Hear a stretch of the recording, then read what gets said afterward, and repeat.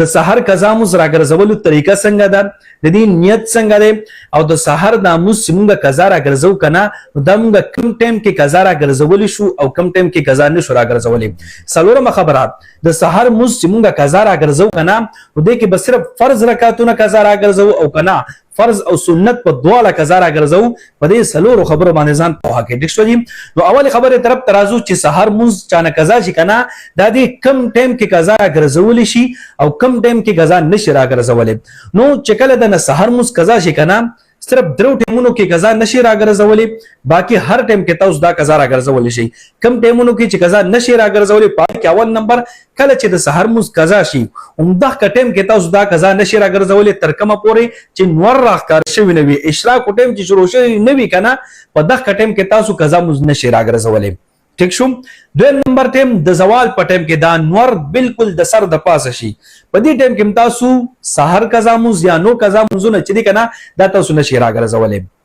دریم نمبر ټیم چې کله د ماخام اذان تداسي او 15 منټه پاتې شي کنه یعنی 20 منټه یا د دینه کم منټونه چې د ماخام اذان ته پاتې شي په دې کې تاسو قضا مز نشي راګرځولې، باقي هر ټیم کې تاسو قضا مز راګرځولې شي.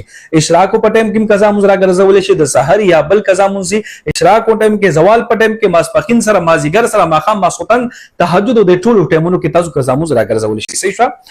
یو خبره برابر شو. دویمه خبره د سحر مز چې چانه قضا شي کنه دی به صرف فرض رکعاتونه قضا راګرځي که سنت هم وسره قضا راګرځي دی د خو کې دی.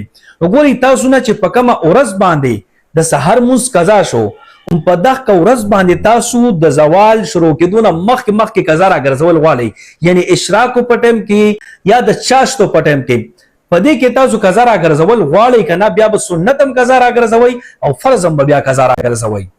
ټیک شو. چې زوال شروع کېدونه مخکې قضا راګرځوي هم په دغه ورځ باندې چې په کوم ورځ باندې تاسو نه قضا شي سنت او فرض به بیا دواړه تاسو قضا راګرځوي. خو کنه تر زوال پورې تاسو د سحر مز قضا راو نه ګرځولو، زوال شروع شو زوال نه پس راګرځوي یعنی ماسپخین یا مازیګر یا ماخام یا ماسخوتن سره بس د سنت د مقابله تاسو نه مسوا بیا تاسو سنت قضا نشي کولی، دا به صرف او صرف فرض راکاتونه قضا راګرځوي. شو. دا خبره برابر شو. اخیری خبره د سحر د مز قضا راګرځولو نیت پتا تاسو څنګه کوي. وګورئ نیت کتا سو زوال نه مخکې قضا راګرځوي بیا به سنت هم قضا کوي کنه د سنت نیت پدا سي کوي نیت مې کو د زړه اخلاص 2 رکعات سنت موقت قضا مز کوم د نن ورځ د سحر خاص د الله پاک د لپاره محمد کعبه شریفي پلورکم الله اکبر. د فرض نیت پسنګ کوي نیت مې کو د زړه اخلاص 2 رکعات فرض قضا مز کوم د نن ورځ د سحر خاص د الله پاک د لپاره محمد کعبه شریفي پلورکم الله اکبر. اوس کتا سونه پرون قضا شوی د سحر مز او نن قضا راګرځوي یعنی ورځ پس بیا قضا راګرځوي بیا خو صرف فرض دي کنه سنت خو بیا قضا نشته صرف فرض نیت په بیا داسې کوي نیت مې کو د زړه د اخلاص 2 رکعات فرض قضا مز کوم د پرونه ورځ د سحر خاص د الله پاک د لپاره محمد کعبه شریفي پلورکم الله اکبر. بس دا نیت ته په دې ترتیب سره تاسو د سحر قضا راګرځول شي. نیت مې درته ویلي طریقې اوشولا بس طریقې خو څه خو مسادت مز د کنه چې څنګه تاسو عام مز کوم دغه شاده مز دی خو صرف نیت بدل دی. ټول هر څه مې درته ویلي وخت مې درته ویلي رکعاتونه مې درته ویلي په دې طریقې سره تاسو د سحر مز قضا راګرځول شي. نو امید چې ان شاء الله دا مسائل تاسو زده کړی وي طریقه تاسو زده کړی وي بیا کې تاسو ته خبره خیر د رابطه کولی شي. زه ان شاء الله کوشش کوم چې تاسو ته جواب درکوم.